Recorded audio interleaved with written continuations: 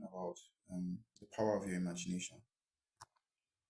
So let's quickly get to it. Let me minimize the scripture. So this is Matthew 5:27 to 29, and it says, Ye have heard that it was said by them of old time, Thou shalt not commit adultery. But I say unto you that whosoever looketh on a woman to lust after her hath committed adultery with her already in his heart. And if thy right eye offend thee, pluck it out and cast it from thee. For it is profitable for thee that one of thy members should perish, and none that thy whole body should be cast into hell. Now, this particular video is very short because it's predicated upon a question. Just a question. If Jesus can tell us, because humans are more inclined to negative thoughts, and I don't know why. But if Jesus can tell us, because this scripture has been a torment to so many people for a long time.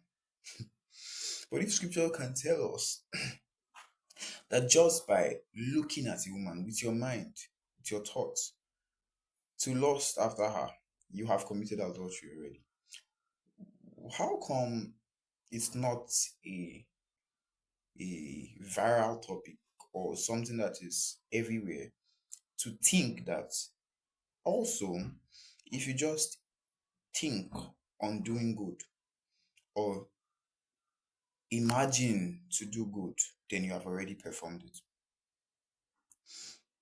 Let me explain further. Now, although the scripture is focusing, it said he had already committed it with her in his heart. So we must understand it's not talking about physically. Say it's also saying in the heart, you have already done it. Therefore, have to said, and now that can make your right eye to offend you.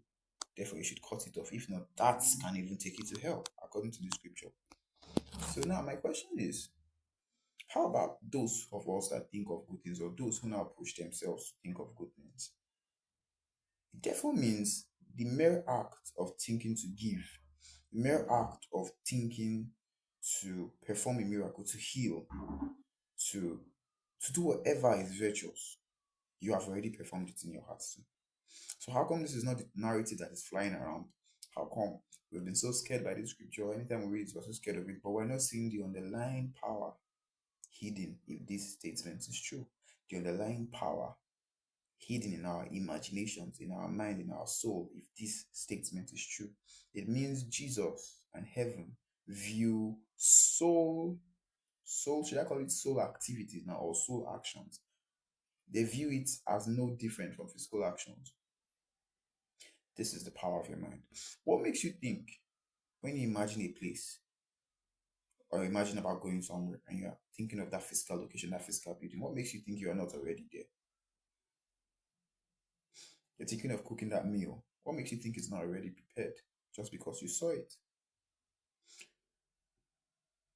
You're thinking of, there is so much. This is the power of the mind. It manifests immediately. Maybe this is what those manifestation practitioners understand. Anyways, I pray this word blesses you. I pray it pushes you to do what the Apostle Paul admonishes we do, to think on those things which are pure, holy, and of a good report. And I pray it makes your journey as a believer easier and graceful.